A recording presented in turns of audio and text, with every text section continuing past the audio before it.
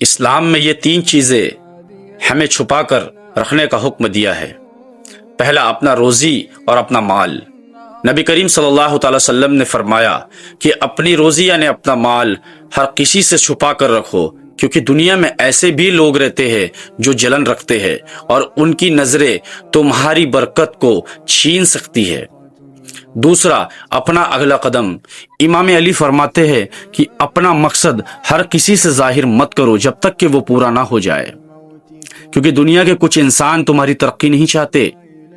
تیسرا، اپنے گناہوں کو۔ اگر اللہ رب العزت نے آپ کے گناہوں کو چھپا کر رکھا ہے تو آپ اسے اجاگر مت کرو، یعنی اسے عام مت کرو۔ یہ تین باتیں ایسی ہیں جو ہر مسلمان کو جاننا بہت ضروری ہے۔